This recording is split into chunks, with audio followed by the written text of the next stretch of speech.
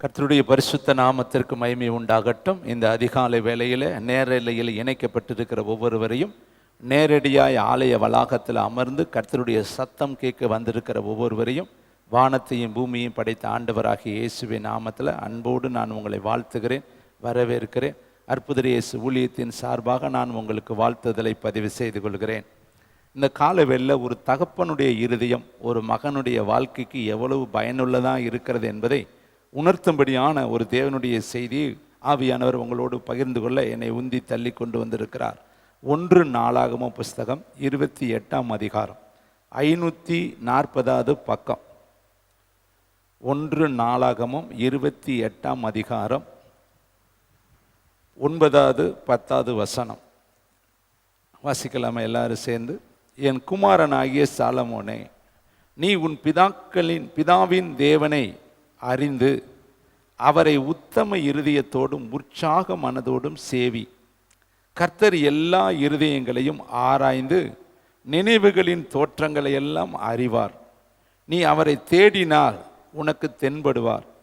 நீ அவரை விட்டு விட்டால் அவர் உன்னை என்றென்றைக்கும் கைவிடுவார். இப்பொழுதும் எச்சரிக்கையாயிரு. பரிசுத்த ஸ்தலமாக ஒரு ஆலயத்தை கட்டுகிறதற்கு கர்த்தர் உன்னை தெரிந்து கொண்டார். நீ திடன் கொண்டு அதை நடப்பி என்று சொன்னான். கர்த்தருடைய பரிசுத்த நாமத்திற்கு மகிமை உண்டாகட்டும். இந்த வார்த்தையை பேசுகிறவர் தாவீது ராஜா. யாருக்கிட்ட சொல்றாருன்னா தன்னுடைய மகனாகிய சாலமோன் இடத்துல சொல்றார். என்ன சொல்றாரு? நீ அவரை தேடினால் அவர் உனக்கு தென்படுவார். நீ அவரை விட்டு விட்டால் அவர் உன்னை என்றென்றைக்கும் கைவிடுவார். அடுத்து சொல்றாரு, ஆலயத்தை கட்டுகிறதற்கு கர்த்தர் உன்னை தெரிந்து கொண்டார். நீ திடன் கொண்டு அதை நடப்பி என்று சொன்னான். ஒரு தகப்பனுடைய கடைசி ஆசை, ஒரு தகப்பனுடைய கடைசி விருப்பம். எல்லா தகப்பனுமே தன்னுடைய பிள்ளைகளுக்கு கடைசியில் நல்ல வார்த்தைகளை சொல்லுவதை நாம் வேதத்தில் பார்க்கிறோம், உலகத்திலையும் நம்ம பார்க்கிறோம், கண்கூட பார்த்துருப்போம். உலக மனுஷருக்கு கேட்பாங்க, கடைசியில் என்ன சொல்லிட்டு போனார், என்னதான் அவர் கடைசியில் பேசினார், அவர் என்னதான் சொல்ல வந்தார், அவர் என்னதான் கடைசியில் உனக்கு கொடுத்துட்டு போனார். இது எல்லாருமே அறிந்து கொள்ள ரொம்ப ஆசையாக இருப்பாங்க. ஒரு துர்ச்செய்தி நடந்த வீட்டுக்கு போனாங்க கட்டாயம் கேட்பாங்க, என்னதான் கடைசியில் சொல்லிட்டு போனார், அவர் என்னதான் விரும்பினார், இதெல்லாமே விசாரிப்பார்கள். நாமும் கூட விசாரித்திருப்போம், அதில் பங்கு பெற்றிருப்போம். இங்கே பாருங்களே, தாவீது ஒரு யுத்த வீரன், காரிய சமர்த்தன், சிறு வயதிலிருந்து நிறைய யுத்தங்களை நடப்பித்தவன். அவன் தன்னை பற்றி சொல்கிற ஒரு வார்த்தையை பாருங்களேன், 3ஆம் அதிகாரம் அது 28:3. ஆனாலும் தேவன், நீ என் நாமத்திற்கு ஆலயத்தை கட்ட வேண்டாம், நீ யுத்த மனுஷனாயிருந்து இரத்தம் சிந்தினாய் என்றார். அப்போ தாவீது ஒரு யுத்த மனுஷன், காரிய சமர்த்தன். அவன் எங்கே யுத்தத்துக்கு போனாலும் ஜெயித்திருவான். தாவீது தோல்வி அடைந்ததா நீங்கள் எந்த இடத்துலையுமே பார்க்க முடியாது. ஏனென்றால் கர்த்தர் அவனோடு கூட இருந்தார். எந்த யுத்தத்திற்கு போனாலும் அவன் ஜெயித்தான் என்று சொல்லி வேதத்தில் பார்க்கிறோம். அப்படிப்பட்ட யுத்தத்தில் சிறந்த ஒரு நேர்த்தியாய் இருந்திருக்கிறான். காரணம், வேதம் சொல்லுது, என் கைகளை யுத்தத்திற்கு அவர் பழக்குவித்தார், என் விரல்களை அவர் என்ன செஞ்சார், போருக்கு பழக்குவித்தார், என் ஜனங்களை அவர் எனக்கு கீழ்ப்படுத்தினார். உம்மாலே ஒரு சேனைக்குள்ளே பாய்வேன், உம்மாலே நான் மதிலை தாண்டுவேன். நீயே உங்ககிட்ட இருக்கிற பட்டயத்தை நம்பி வருகிற, ஆனால் நீயோ நானோ நீ நிந்திக்கிற கர்த்தராகிய தேவனுடைய நாமத்தில், இஸ்ரவேலின் தேவனுடைய நாமத்தில் வருகிறேன். அப்போ தாவீது யுத்தத்திற்கு போன பொழுதெல்லாம் ஒன்று கர்த்தருடைய நாமத்தை நம்பி போனார், அடுத்து கர்த்தரை நம்பி அவர் யுத்தத்தில் போனார். அதனால தான் எல்லா யுத்தத்திலையும் அவர் ஜெயித்தார். அப்போ தாவீது ஒரு யுத்த மனுஷர், கை இரத்த கையாக இருந்த மனுஷர். அதனால தான் அவரால் ஆலயத்தை கட்ட முடியலை. அந்த யுத்த மனுஷன் தன்னுடைய மகனுக்கு ஒரு ஆலோசனை சொல்கிறாரு, நீ அவரை தேடினால் உனக்கு தென்படுவார், நீ அவரை விட்டு விட்டால் அவர் உன்னை என்றென்றைக்கும் கைவிட்டுருவார். இந்த கால வேளையில் ஒரு எச்சரிப்பின் வார்த்தை நமக்கு இந்த கால வேளையில் கர்த்தர் பேசுகிறார். என்னன்னா, நாம் அவரை தேடினா தான் அவரை கண்டுபிடிக்க முடியும். வேதம் சொல்லுது, தேடுங்கள் அப்பொழுது என்ன செய்வீங்க, கண்டு அடைவீர்கள் என்று கர்த்தர் வார்த்தை சொல்லுது. கேளுங்கள் கொடுக்கப்படும், தட்டுங்கள் திறக்கப்படும், தேடுங்கள் கண்டடைவீர்கள்னு ஏசப்பா சொல்லியிருக்கிறார். அதே ஏசப்பா சொன்னார், என் நாமத்தினாலே நீங்கள் எதை கேட்டாலும் நான் அதை செய்வேன். இந்த சாலமோன் எழுதின 2 வசனங்களை உங்களுக்கு ஞாபகப்படுத்திட்டு நான் கடந்து போனால் நல்லதாக இருக்கும். நீதிமொழிகள் 1:8, நீதிமொழிகள் 5:12. காலை வேளையில் ஒரு ஆறுதலான செய்தியை விட நமக்கு எச்சரிப்பான செய்தி ரொம்ப முக்கியம். ஏன்னா நம்ம உலகத்துக்குள்ளே போய் வாழ்வதற்கு இந்த வார்த்தைகள் எல்லாம் நமக்கு ஊன்றுகோலாக இருக்கும். நீதிமொழிகள் 1:8, என் மகனே, உன் தகப்பன் புத்தியை கேள், உன் தாயின் போதகத்தை தள்ளாதே. யோசித்து பாருங்க, தகப்பன் புத்தியை கேளு, தாயினுடைய போதகத்தை தள்ளாதே. ஏன்? அடுத்த வார்த்தையை பாரு, அவைகள் உன் சிரசிற்கு, உன் முடிக்கு, உன் தலைக்கு எப்படி இருக்குமா? அலங்காரமான முடியும், உன் களத்துக்கு சரப்பணியுமாய் இருக்கும். அப்படின்னா தங்க நகைகளை, வைர நகைகளை, வைடூரியங்களை போல கழுத்துக்கு அது அழகா இருக்கும். பாருங்க, அப்பாவுடைய புத்தி, அம்மாவுடைய போதகம், இதுதான் சாலமோன் தான் எழுதியிருக்கிறார். அப்ப பெற்றோர் நமக்கு சொல்லக்கூடிய ஆலோசனைகள், மூத்தோர் நமக்கு சொல்லக்கூடிய வழிகளை நம்ம கேட்டு நடந்தா அது அலங்காரமா நமக்கு இருக்கும், கழுத்துக்கு அது சரப்பணியா இருக்கும். அதே நீதிமொழிகள் 5:12 வாசித்து பாருங்களே, அதே தேவ மனுஷன் தான் இந்த வார்த்தையும் அவர் எழுதுகிறாரு. வசனத்தை வாசிங்க.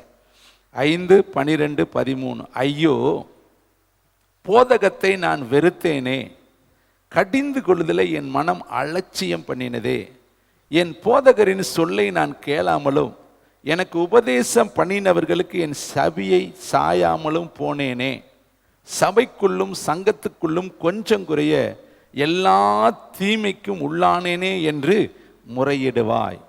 இங்க பாருங்க, ரொம்ப கவனமா பார்த்துக்கணும். போதகத்தை நான் வெறுத்தேனே, உபதேசத்தைக்கு என் செவியை சாயாமல் போனேனே. இன்னைக்கு அநேகருக்கு போதகம் பண்ணினால் பிடிக்க மாட்டேங்குது, உபதேசம் பண்ணினால் பிடிக்க மாட்டேங்குது. ஏன்னா இவங்க காலையிலேயே ஆரம்பிச்சிட்டாங்களா அப்படின்னு நினைக்கிறாங்க. உபதேசம் இன்னைக்கு கஷ்டமா இருக்கு. இயேசு கிறிஸ்து சுவிசேஷமும் சொன்னாரு, உபதேசமும் சொன்னார். உபதேசம் என்பது நம்மை எச்சரிக்கக்கூடியது, சுவிசேஷம் என்பது நம்மை தட்டி கொடுக்கக்கூடியது, நம்மளை உற்சாகப்படுத்தக்கூடியது, நம்முடைய கண்களில் இருக்கிற கண்ணீரை துடைக்கக்கூடியது சுவிசேஷம். ஆனால் தலையில் கொட்டக்கூடியது, நம்மை கன்னத்தில் அறையக்கூடியது, நம்முடைய கால்களை கண்மலையின் மேல் நிறுத்தக்கூடியது போதகமும் உபதேசமும். தேவனுடைய பிள்ளைகளே, இங்கு பாருங்க சொல்றாரு, என் போதகரின் சொல்லை நான் கேளாமலும், எனக்கு உபதேசம் பண்ணினவர்களுக்கு என் செவியை சாயாமலும் போனேனே என்று சொல்லி ஒரு காலத்தில் முறையிடுவார்களாம். ஒவ்வொரு வாரமும் கர்த்தர் வித்தியாசமான செய்தியை எதற்கு பேசுகிறார்? நமக்காகத்தான் பேசுகிறார். நம்ம இந்த பூமியில ஜெயமுள்ள ஒரு வாழ்க்கை, வெற்றியுள்ள ஒரு வாழ்க்கை நம்ம வாழ்ந்து, பவுல் சொல்றார்ல, நல்ல போராட்டத்தை போராடினேன், விசுவாசத்தை நான் காத்து கொண்டேன், இது முதல் எனக்கு நீதியின் கிரீடம் வைக்கப்பட்டிருக்கிறது என்று சொல்லி பவுல் சொன்னது போல நல்ல ஒரு வாழ்க்கை வாழத்தான் கர்த்தர் வாரந்தோறும் நமக்கு எச்சரிக்கையான வார்த்தைகளை சொல்லுகிறார். நீங்கள் பார்த்தீங்கன்னா ரோட்டில் போகிறப்ப கவனமாக போங்கன்னு எழுதியிருக்கும். டிரான்ஸ்பரத்தில் பார்த்துருக்கீங்கன்னா தொடாதே அபாயம் என்று எழுதியிருக்கும். நில், கவனி, செல் என்று எச்சரிக்கை போர்டு இருக்கிறதை நம்ம பார்க்கிறோம். நீங்கள் சாலை ஓரத்தில் பார்த்தீங்கன்னா மேடு பள்ளம் இருக்கிறதை அடையாளம் காட்ட, அடுத்து பள்ளிக்கூடங்கள் இருப்பதை அடையாளம் காட்ட, கார்னர் ஒவ்வொரு இடத்துலையும் எந்த பக்கம் வளைகிறது என்பதை அடையாளம் காட்ட ரோட்டில் எல்லா சிம்பிளும் வச்சுருப்பாங்க. எதற்காக? நமக்கு தெரியாது என்பதற்காக அல்ல, நம்முடைய கவனத்தை அதன் மேலே செலுத்துவதற்காக.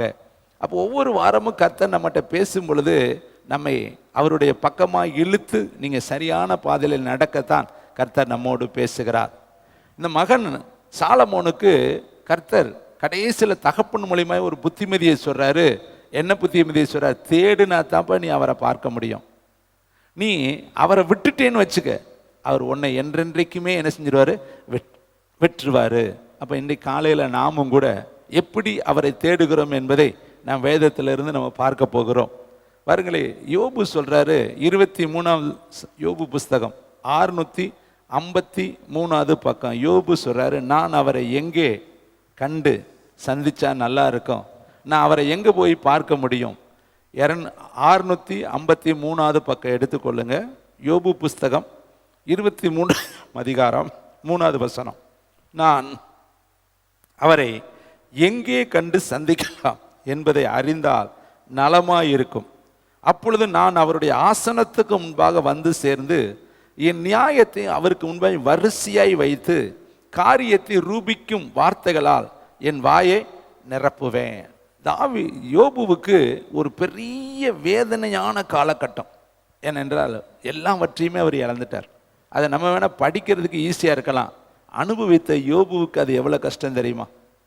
பெரிய செல்வந்தன், ஊத்ஸ் தேசத்திலே அவனை போல ஒரு பெரிய செல்வந்தன் யாருமே கிடையாது. அவ்வளோ பெரிய ஒரு பணக்காரன், ஐஸ்வர்ய சம்பந்தன்.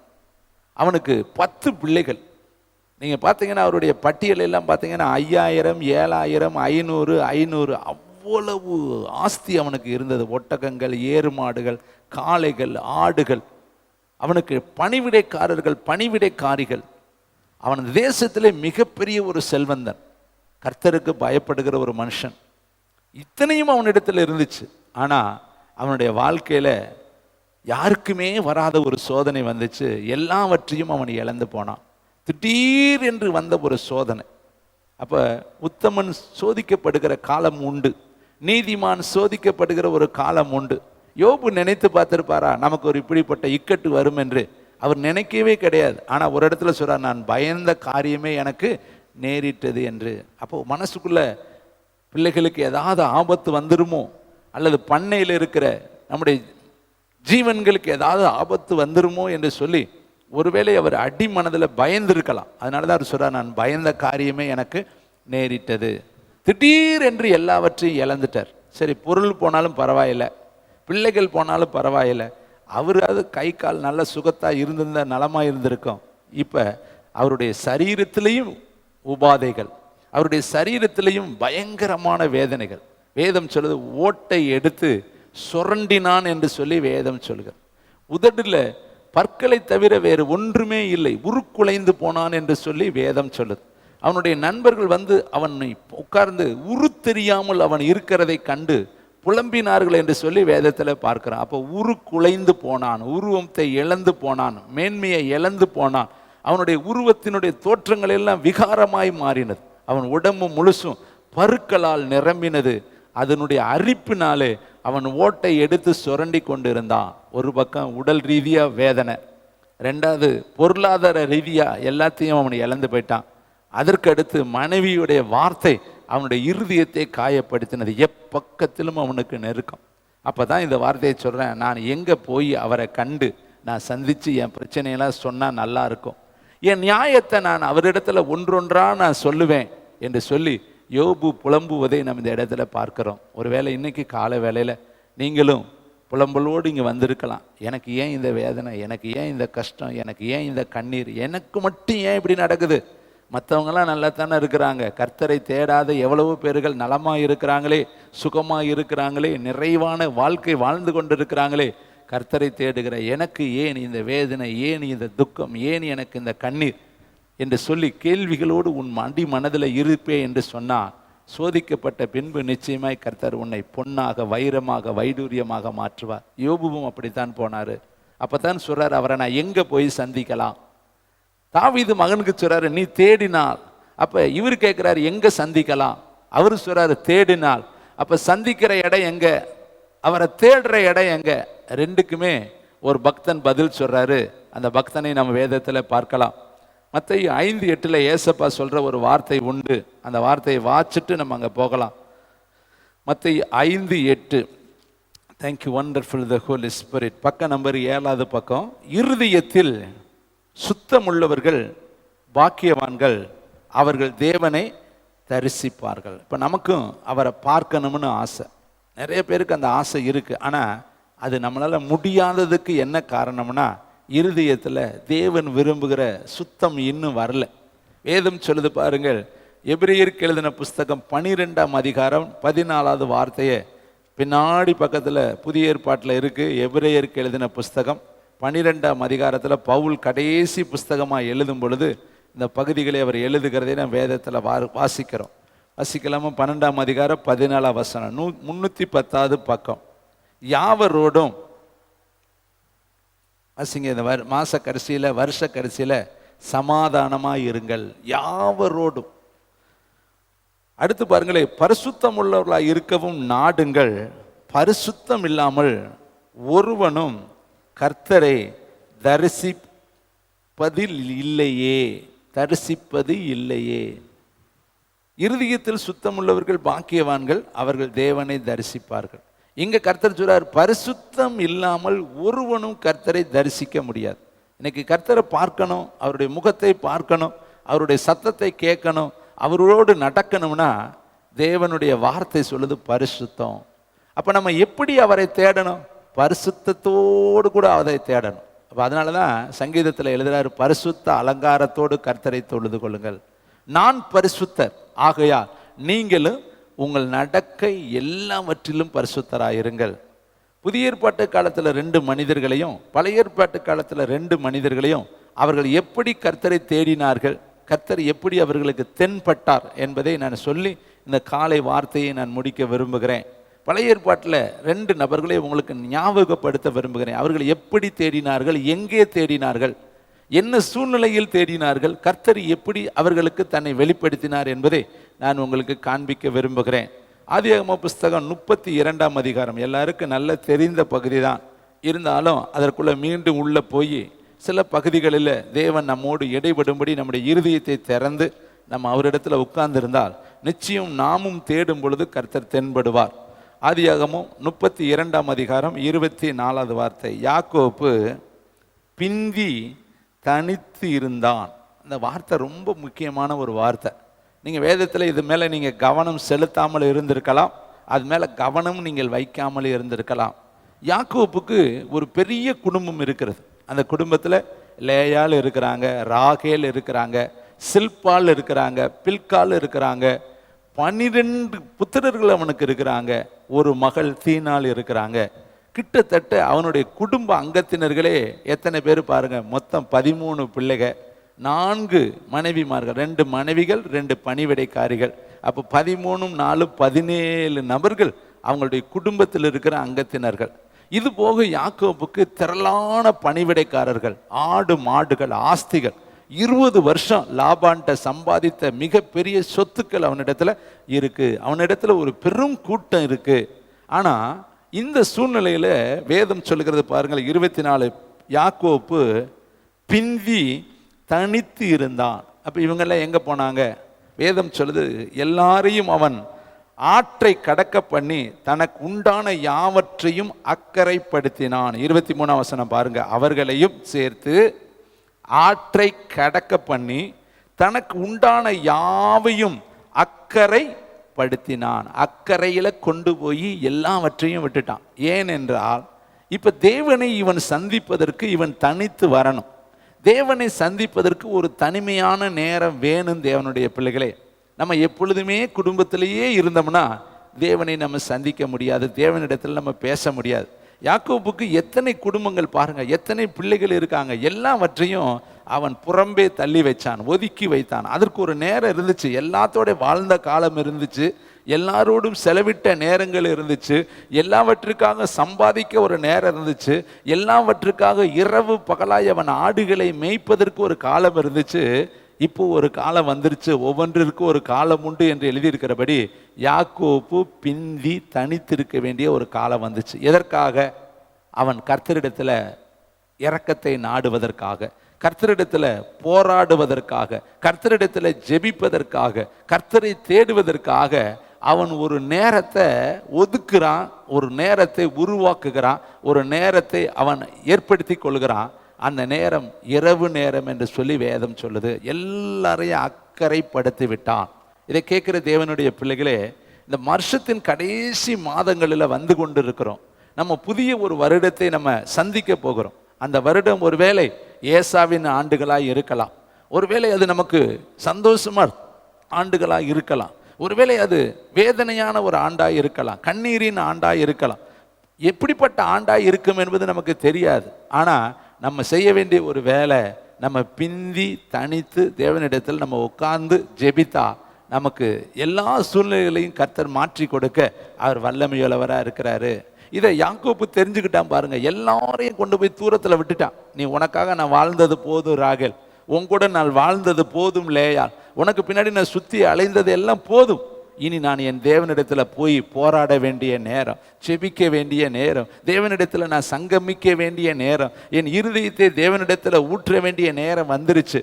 நான் தேவனிடத்துல போய் இரக்கத்திற்காக ஜெபித்தால் ஒழிய ஏசாவின் கைக்கு என்னை யாராலுமே தப்புவிக்க முடியாது.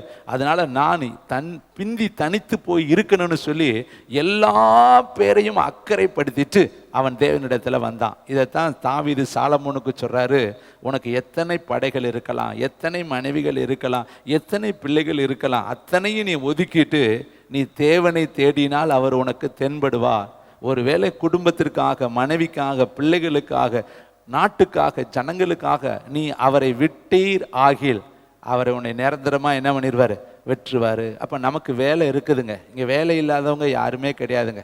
நம்ம எல்லாருக்குமே வேலை இருக்கு. ஆனா வேலை பிரதானம் கிடையாது. முதலாவது தேவனுடைய ராஜ்யத்தையும் அவருடைய நீதியும் தேடுங்கள், அப்பொழுது எல்லாம் உங்களுக்கு கூட கொடுக்கப்படும். நாளைய தினத்திற்காக கவலைப்படாதிருங்க, நாளைய தினம் உங்களுக்காக கவலைப்படும். இப்ப ஏன் நாளைய தினத்தின் தேவை நமக்கு சந்திக்கப்படல தெரியுமா? நம்மளே நாளைய தினத்துக்காக பிரயாசப்படுறோம். ஐயோ நாளைக்கு அது வேணுமே, நாளைக்கு இது வேணுமே, நாளைக்கு அதை செய்யணுமே, நம்ம முந்தி அடிச்சு போறதுனால தான் கர்த்தர் பேசாம நிற்கிறார். சரிப்பா, நீயே போய் உன்னுடைய தேவையை சந்திச்சுக்க, நான் உனக்கு உதவி செய்ய வேண்டிய நிலை இல்லை. ஏன்னா நீ என்னை நம்பல, என்னை தேடல, என்னுடைய சமூகத்தில் நீ காத்திருக்கல, உனக்கு இப்ப எல்லாமே சாதகமா இருக்கனால நீ ஓடிக்கிட்டே இருக்கிறேன்னு ஆண்டவர் விட்டுட்டார். 20 வருஷம் யாக்கோபு பிந்தி தனித்து இருக்கல. எப்போ போய் ராகேலை பார்த்தானோ அதுல இருந்து கரெக்டா 20 ஆண்டுகள் யாருக்கு பின்னாடி தான் சுத்திக்கிட்டு இருக்கிறான்? ராகேலுக்கு பின்னாடி. எத்தனை ஆண்டு? 14 வருஷம் ராகேலுக்காக செலவழிச்சான். ஒரு பெண்ணுக்காக ஒருத்தன் ஆடு மேய்க்க இவனாக சொல்றான், ராகேலுக்காக 7 வருஷம் ஆடு மேய்க்கிறேன். அடுத்து 7 வருஷம் திரும்பவும் அவளுக்காக ஆடு மேய்க்க சொல்லி பலாத்காரம் பண்ணப்பட்டான். 14 ஆண்டுகள் அவனுடைய வாழ்க்கையில ஒரு பெண்ணுக்காக ஆடுகளை மேய்த்து நாட்களை விருதாவாய் அவன் செலவு செஞ்சுட்டான். அடுத்த 6 வருஷம் மந்தையை பாதுகாத்து கிட்டத்தட்ட 20 ஆண்டுகள் அவன் பிந்தி தனித்து தேவனிடத்துல வரவே கிடையாது. கர்த்தரை மறந்து போனான்.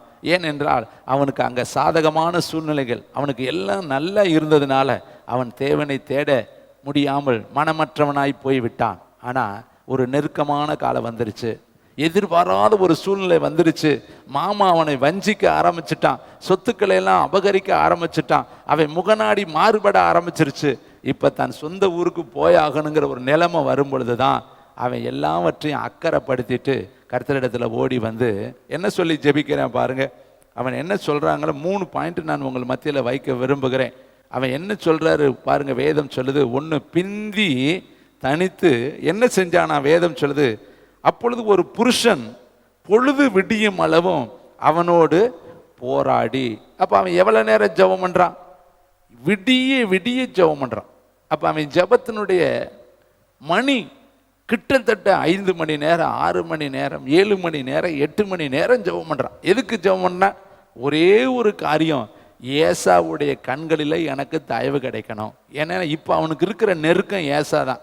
அவன் 400 பேரோடு வந்து கொண்டு இருக்கிறான். அவன் வந்து தன்னுடைய மந்தைகளை, தன்னுடைய மனைவிகளை, தன்னுடைய பிள்ளைகளை சேதாரப்படுத்திடுவான். காரணம், இவன் ஏசாவுக்கு தீங்கு செய்திருக்கிறான். ஒன்று, சேஷ்ட புத்திர பாகத்தை அபகரித்து கொண்டான்.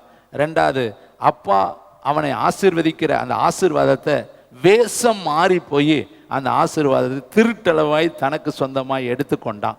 இந்த 2 தீமை அவன் செய்ததுனால ஏசாவை சந்திக்க அவனுக்கு பலன் கிடையாது. கர்த்தரிடத்துல போய் தயவை நாடி கெஞ்சி பிரார்த்தனை பண்ணி இரவெல்லாம் விடிய விடிய விடிய விடிய போராடினான். இந்த வார்த்தைகளை இன்னொரு இடத்துல நீங்கள் வாசிக்கலாம்.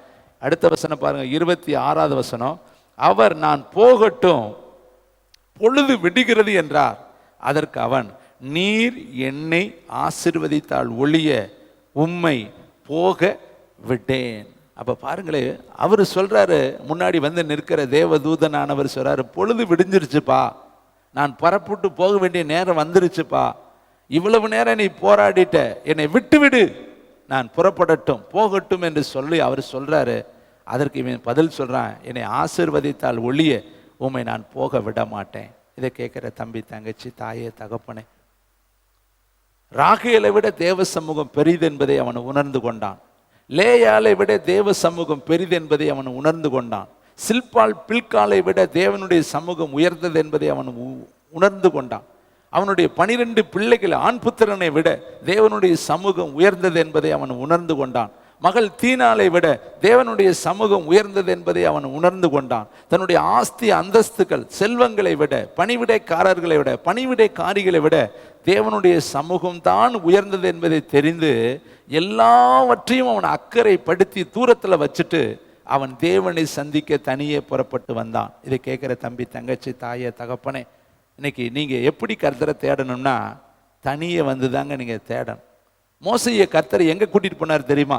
ஜனத்திற்கு நடுவில் கர்த்தர் பேசலைங்க, உயர்ந்த ஒரு மலைக்கு வர சொன்னார். எவ்வளோ நாள்?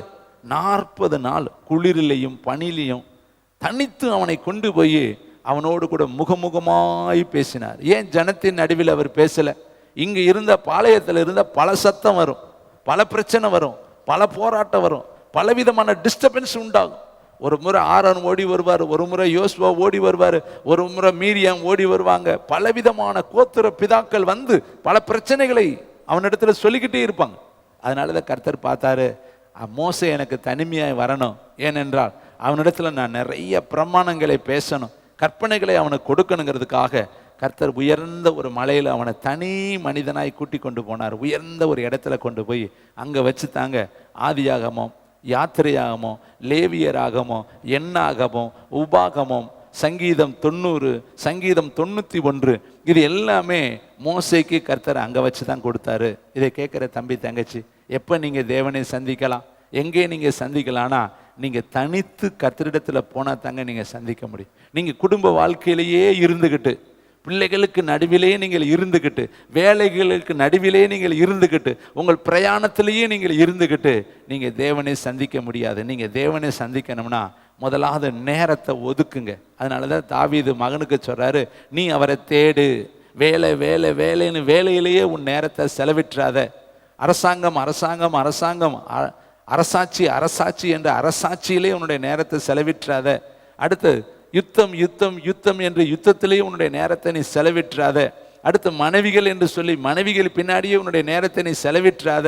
பிள்ளைகள் என்று சொல்லி பிள்ளைகளுக்கு பின்னாடியே உன்னுடைய நேரத்தை செலவிட்டுறாத. தூக்க பிரியனா நீ இருந்துராத.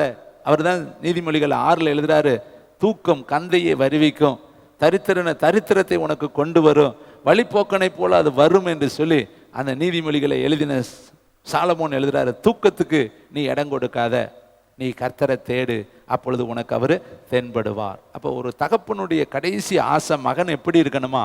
பிள்ளை கர்த்தரை தேடணும். கர்த்தரை தேடினால் நிச்சயமே அவர் உனக்கு தென்படுவார். நீ விட்டுட்டேன்னு வச்சுக்க, எப்போ விடுவாங்க? வேலையின் நிமித்தம் விட்டுரும், பிள்ளைகளின் நிமித்தம் விட்டுருவோம், குடும்பத்தின் நிமித்தம் விட்டுருவோம், அடுத்து சரீர களைப்பின் நிமித்தம் விட்டுருவோம், தூக்கத்தின் நிமித்தம் நம்ம விட்டுருவோம். பாருங்க, பவுல் பிரசங்கம் பண்ணிட்டு இருக்கிறாரு, ஐத்திகி என்பவன் தூங்கி கீழே விழுந்தான் என்று வேதம் சொல்லுது. பாருங்க, அவனால் பிரசங்கத்தை கேட்க முடியல.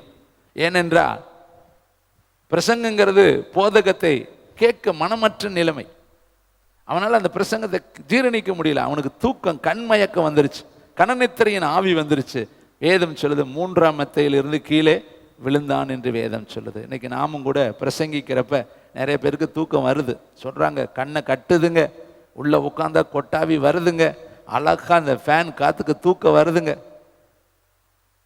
இதை கேட்குற தம்பி, தங்கச்சி, தேவனுடைய வார்த்தையை கேட்குறப்ப தூக்கம் வந்துச்சுன்னா அது அசுத்த ஆவி உனக்குள்ள தூக்கத்தை கொண்டு வருது. கண்மயக்கத்தின் ஆவி உனக்குள்ள, சோம்பலின் ஆவி இருக்கிறதுனால தான் தூக்கம் வருது. சுறுசுறுப்பாக இருந்து கர்த்தருடைய வார்த்தையை நம்ம கேட்கணும். ஏனென்றால் கர்த்தருடைய வார்த்தை தேனிட்ட பணியார், அது தேனிலும் தெளிதேனிலும் அது மதுரமானது.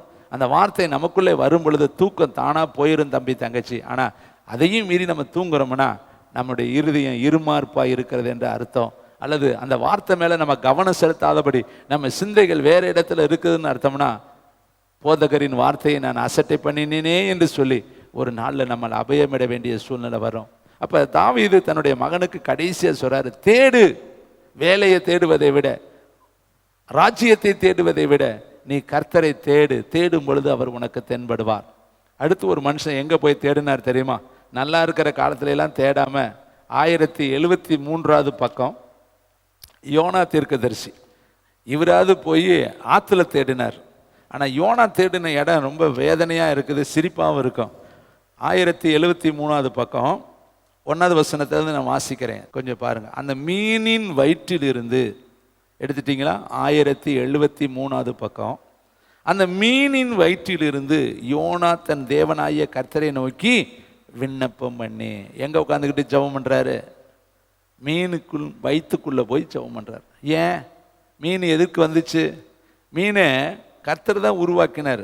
1ஆம் அதிகாரம் 17 வசனம். யோனாவை விழுங்கும்படி ஒரு பெரிய மீனை கர்த்தர் ஆயத்தப்படுத்தி இருந்தார்.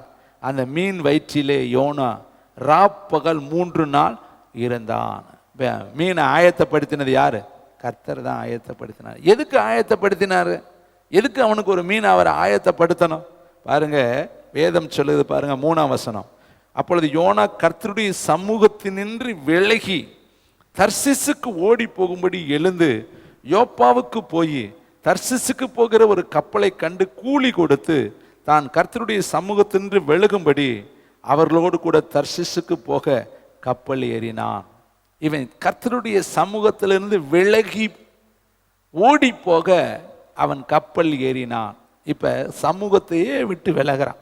காரணம், நினிவேயில் போய் எச்சரித்து பிரசங்கம் பண்றான்னா அங்க இருக்கிற ஜனங்களுக்கு பயந்து, அங்க இருக்கிற மக்களுக்கு பயந்து, அங்க இருக்கிற சூழ்நிலைகளுக்கு பயந்து இவன் என்ன பண்றான்? நமக்கு எதுக்குடா அந்த வம்பு, நம்ம தப்பிச்சு போயிடலாம், வேற நாட்டுக்கு போயிடலான்னு சொல்லி நினிவேவுக்கு போறதை விட்டுட்டு தர்சிசுக்கு புறப்பட்டு போனான். நாமும் கூட இன்னைக்கு தேவசத்தத்தை விட்டுட்டு வேற வழியில போனா நமக்கும் கர்த்தர் ஒரு மீனை ஆயத்தப்படுத்த வேண்டியது வரும். மீன் போல பிரச்சனை. இவனை எதுக்கு மீன் முழுங்கணும்? அந்த மீனுக்கு எவ்வளோ கஷ்டம் தெரியுமா? இவன் ஏறின கப்பலுக்கு எவ்வளோ பிரச்சனை தெரியுமா? அந்த கப்பலில் இருந்தவனுக்கு எவ்வளோ பிரச்சனை தெரியுமா? இவன் ஏறின கப்பலுடைய நிலைமையை பாருங்களேன். 7வது வசனம். அவர்கள் யார் நிமித்தம் இந்த ஆபத்து நமக்கு நேரிட்டது என்று நாம் அறியும்படி சீட்டு போடுவோம் வாருங்கள் என்று ஒருவர் சொல்லி கொண்டு சீட்டு போட்டார்கள். யோனாவின் பேருக்கு அது விழுந்தது. அங்க என்ன நடக்குதுன்னு வேதம் சொல்லுது பாருங்க. அந்த கப்பல் கவிழ்ந்து போகும்படியாக பயங்கரமான காற்று வந்து மோதினதாம். அதனால வசனம் பாருங்க, கர்த்தர் சமுத்திரத்தின் மேல் பெருங்காற்றை வரவிட்டார். நல்லா கவனிங்க, இவன் விலகுனதான் இவன் செஞ்சது. கர்த்தர் எத்தனை வேலை செய்றாரு? காற்றை வர விடுறாரு, மீனை கூட்டிட்டு வர்றாரு, மீனை விழுங்க சொல்றாரு, மீனை கக்க சொல்றாரு, இத்தனை வேலையை அவர் செய்கிறார். அப்ப நீ விலகுனேன்னு வச்சுக்க, உனக்கு காற்றையும் கொண்டு வருவாரு, அடுத்து மீனையும் கொண்டு வருவாரு, முழுங்கவும் சொல்லுவாரு, கக்கவும் சொல்லுவாரு, கடைசியில் உன்னை ஊழியத்தில் கரெக்டாக கொண்டு போய் அந்த இடத்துல நிறுத்துவார். அதுக்காக அவர் அழைத்த அழைப்பை உன்னை விட்டுவிட அவர் விட மாட்டார். ஏனென்றால் அவர் அழைத்தவர் உண்மையுள்ளவர், முடிவு பரியந்தமும் அதை அவர் செய்து முடிக்க வல்லமையுள்ளவரா இருக்கிறாரு.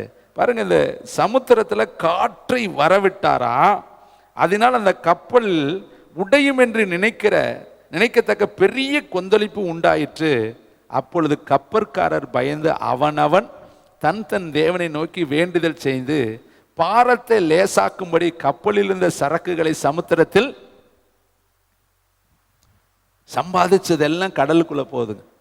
பிரயாசப்பட்டு அவங்க சம்பாதித்து கொண்டு வந்த அத்தனையும் கடல்ல போட்டாங்க. நம்ம டாக்டர்கிட்ட போடுறோம், வக்கீல்கிட்ட போடுறோம், இன்னும் பல பிரச்சனையில் போலீஸ் ஸ்டேஷனில் போடுறோம். பல இடத்துல நம்முடைய பணம் விருதாவாய் செலவழியுது. நம்ம சம்பாத்தனையெல்லாம் இன்னைக்கு வீதியில், உன் ஊற்றுக்கண்கள் வீதியில் பாயாது இருப்பதாகன்னு எழுதியிருக்கு. ஆனால் நம்ம சம்பாத்தனை நீங்கள் உட்காந்து கணக்கு பாருங்கள். நீங்கள் சம்பாதிப்பதில் பெரும்பகுதி விரயமாய் செலவு செய்கிறோம். அது கணக்கு நம்ம பார்க்கறதே கிடையாது.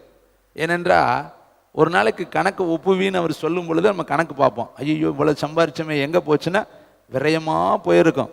இவன் பாருங்க, இவ்வளவு வருஷம் சம்பாதிச்ச சரக்குகளை எல்லாம் கப்பலை லேசாக்கும்படி, அந்த கப்பலை புயலுக்கு தப்புவிக்கும்படி என்ன செய்யறது? அவங்க சம்பாதிச்சு வயிற்ற கட்டி வாயை கட்டி இத்தனை வருஷமா சம்பாதிச்சத இப்போ உயிரா பொருளா, ரெண்டு கேள்விக்கு என்ன பதில் சொல்றது? உயிர் போயிட்டோம்னா பொருள் யாருக்காவது போயிடும். பொருள் போயிட்டாலும் உயிர் இருந்தால் சம்பாதிச்சுக்கலான்ட்டு எல்லா பொருளையும் தூக்கி அவனே கடலுக்குள்ளே போடுறேன். ஏன்னா உயிரா பொருளாங்கிறப்ப உயிர் தாங்க பெருசு. நமக்கு ஏதாவது ஒரு பிரச்சனை ஆகிட்டுன்னு வச்சுங்களேன், எதை வேணாலும் விற்றுருவோம், எதை வேணாலும் கொடுத்துட்டு உயிரை காப்பாற்றுவோம். அப்போ உயிருங்கிற ஒரு சூழ்நிலை வரும் பொழுது பொருள் நமக்கு பெருசாகவே தெரியாது. ஆனால் அந்த உயிரை உண்டாக்கினவர்கிட்ட நம்ம வந்து நின்னோம்னா எல்லாவற்றையும் அவர் செய்து முடிச்சிருவார். அவர் மரித்தோரை உயிர்ப்பிக்கிற வல்லமையுள்ள தேவன். ஆனால் நம்ம அதை மறந்துடுறோங்க. எத்தனை பிரயாசங்க, எத்தனை கஷ்டப்பட்டு சம்பாதிச்ச பொருளெல்லாம் எவ்வளவு மன வருத்தத்தோடு தூக்கி உள்ளே போட்டிருப்பேன். அதுக்கு காரணம் யார் தெரியுமா? ஒரே ஒரு யோனா. அவன் போய் அந்த கப்பலில் ஏறினதுனால தாங்க இவ்வளோ பிரச்சனை. இன்னைக்கு உங்கள் கப்பலில் யோனாவை ஏற விடாதீங்க. உங்கள் வாழ்க்கையில் யோனா உள்ளே வரவே கூடாது. யோனா கிட்ட நீங்கள் மாட்டுனீங்க, உங்கள் வாழ்க்கையில் எல்லாவற்றையும் நீங்கள் இழந்து தான் போகணும். எவ்வளோ வேதனை பாருங்க. இவங்களுக்கு தெரியல யார் நிமித்தம், யார் நிமித்தம், யார் நிமித்தம். சீட்டு போட்டு பார்க்கலாம். தேவனை நோக்கி கூப்பிடு, அவனவன் சுவாமியை நோக்கி கூப்பிடு. இங்கே தான் அந்த வார்த்தை இருக்குது, சுவாமி. நியாயாதிபதிகள் ஒரு இடத்துல சுவாமிங்கிற வார்த்தை வரும், இந்த இடத்துல ஒரு இடத்துல சுவாமிங்கிற வார்த்தை. 2 இடத்துல தான் பைபிளில் சுவாமிங்கிற வேடே வரும். மற்ற இடத்துலலாம் கர்த்தர் தேவன், கர்த்தர் தேவன், அப்படி தான் இருக்கும். அருமையானவர்களே, இங்கு வேதம் சொல்லுகிறது பாருங்கள், எல்லா பொருளையும் கடல்ல போட்ட, ஆனாலும் கப்பல் நிக்கல, புயல் நிக்கல, கப்பல் சமதளத்தில் சமமாக வரல, ஆடிக்கிட்டு தான் இருக்கு. அப்பதான் கண்டுபிடிச்சு கேட்கிறேன், நீ யாருடா, உன் தேசம் எது, உன் தெய்வம் யாரு? அப்பவே சொல்றேன், நான் தேவ சித்தத்தை மீறி வந்துகிட்டு இருக்கிறேன். தேவன் போச்சொன்ன இடத்துக்கு போகாமல் நான் வேறே திசையை போய் கொண்டு இருக்கிறேன். இந்த கப்பல் அமைதி அடையணும்னா என்னை தூக்கி கடல்ல போடும் சொல்லியிருப்பாங்க. முதல்ல உன்னை போட்டிருந்தா கப்பலில் இருக்கிற பொருளாவது மிச்சமாக, பொருளும் போய் எல்லாம் போய் கடைசியில் அவனையும் தூக்கி போடுறேன். அவனுக்கு எவ்வளவு சமாதான குறைச்சலாக இருந்தது. அவன் சொல்கிறான், இந்த பாவம் எங்கள் மேலே வந்துடக்கூடாது. எல்லாமே கடலுக்குள்ளே போயிடுச்சு, பொருளும் போயிடுச்சு, யோனாவும் போயிட்டேன். அப்போ தான் கப்பல் அமைதியாச்சு. அப்போ யோனாவை தூக்கி போட்டப்ப தேவன் என்ன செஞ்சார் தெரியுமா? 1ஆவது வசனம், 2ஆம் அதிகாரம் 1ஆம் வசனம். அந்த மீனின் வயிற்றில் யோனா தன் தேவனாகிய கர்த்தரை நோக்கி விண்ணப்பம் பண்ணினான். எப்போ போய் தேடுறேன்? பிந்தி தனித்து உட்காந்துருக்கேன். குடும்பமாக இருக்கிறப்ப இவன் தேடலை, ஊழியத்தில் இருக்கிறப்ப தேடலை. இப்போ ஒரு நெருக்கடி வந்துருச்சு. சரி கடலில் போட்டால் செத்து போயிடலான்னு பார்த்தா அங்கேயும் ஒரு மீன் வந்து இவனை முழுங்கிருச்சு. சாவு வரல. இப்போ உள்ளே போய் அங்கே இது மாதிரி வெளிச்சம் இருந்திருக்குமா? இப்படி மாதிரி ஒரு பகல் சூழ்நிலை இருந்துக்குமா? எவ்வளோ இருட்டாக இருக்குன்னு யோசித்து பாருங்க. இருட்டுக்குள்ளே உட்காந்துருக்கேன். அவன் அதில் சொல்கிறதெல்லாம் பாருங்களே. 2ஆவது வசனம், என் நெருக்கத்திலே கர்த்தரை நோக்கி கூப்பிட்டேன், அவர் எனக்கு உத்தரவு அருளினார்.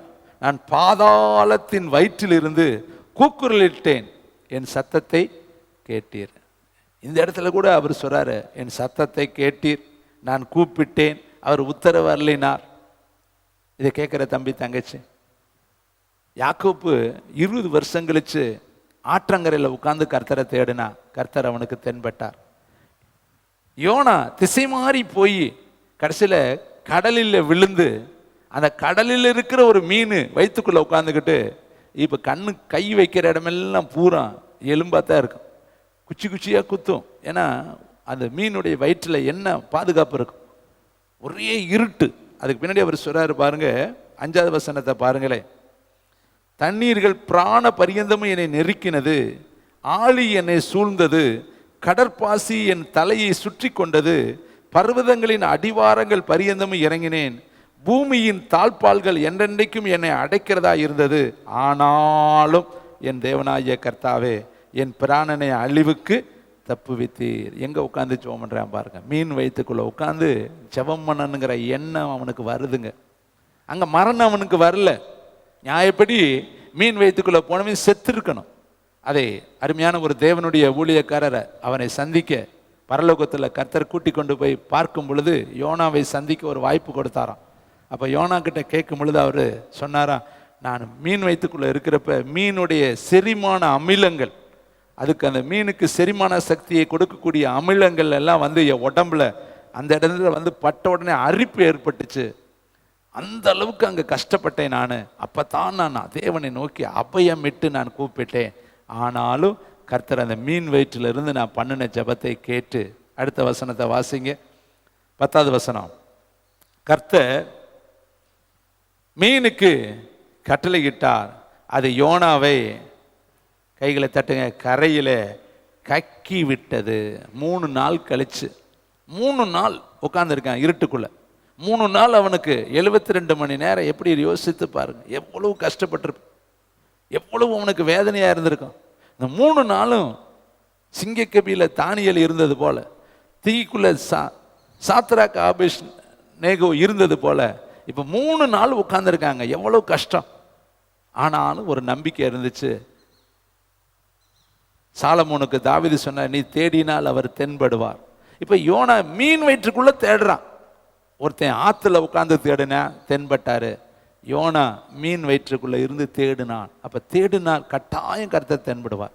நீ எந்த இடத்துல இருந்தாலும் சரி, எந்த சூழ்நிலையில் இருந்தாலும் சரி, நீ திசை மாறி போனாலும் சரி, அல்லது தேவ சித்தத்தை விட்டுட்டு எங்கேயாவது நீ நின்று கொண்டு இருந்தாலும் சரி, எந்த இடத்துல இருந்தாலும் எரேமியா 33:3 சங்கீதம் 91:15 கர்த்தருடைய வார்த்தை எழுதப்பட்டிருக்கு.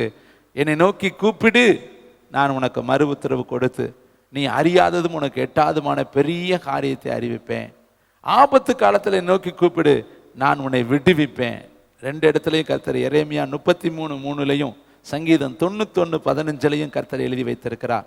அப்போ யாக்கோப்பு கூப்பிட்டான், யாக்கோப்பு அபயமிட்டான், யாக்கோப்பு கர்த்தரை தேடினான். அங்கே அவனை கர்த்தர் ஆசீர்வதித்தார். யோனா மீனிலிருந்து கூப்பிட்டான்.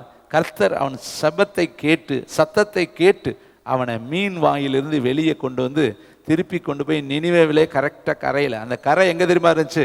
கரெக்டாக நினிவேவில் தான் போய் கக்குச்சு. 3ஆம் அதிகாரம் 1ஆம் வசனம்.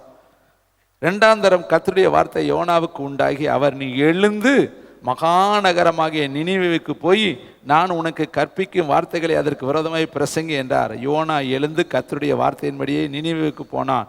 நினிவே 3 நாள் பிரயாணமான விஸ்தாரமான மகா பெரிய நகரமாயிருந்தது. யோனா நகரத்தில் பிரவேசித்து 1 நாள் பிரயாணம் பண்ணி அவன் பிரசங்கம் பண்ண ஆரம்பித்தான். அவன் பிரசங்கத்தை கேட்டு 1,20,000 பேர் ரட்சிக்கப்பட்டு ஆண்டவருடைய பிள்ளையாய் மாறி அந்த தேசம் சேமத்தை கண்டது. அப்போ அருமையான தம்பி, தங்கச்சி, தாயை, தகப்பனே, யோனாவை கர்த்தர் கரெக்டாக கொண்டு போய் அதே நினிவேவில் இறக்கி விட்டு அதே ஊழியத்தை நிறைவேற்ற கர்த்தர் வைத்து அவனை கொண்டு 1,20,000 பேரை ரட்சித்தார்.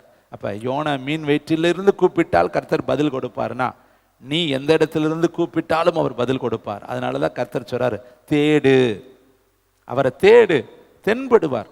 ஆனால் விட்டுட்டேன்னு வச்சுக்க, ஜெபிக்காம விட்டுட்டு, வேதத்தை படிக்காம விட்டுட்டு, ஆராதனையில் கர்த்தரை தேடாமல் ஆராதிக்காமல் விட்டுட்டு, கர்த்தருடைய சமூகத்தை நாடாமல் விட்டுட்டா அவரும் உன்னை விட்டு விடுவார். இதை கடந்த வாரத்தில் இந்த வார்த்தையை நம்ம தியானித்தோம். என்று நான் நினைவுபடுத்துகிற 2 நாளாகமோ 15ஆம் அதிகாரம் 2ஆம் வசனம். ஒரு தீர்க்கதரிசி வந்து 559வது பக்கம்.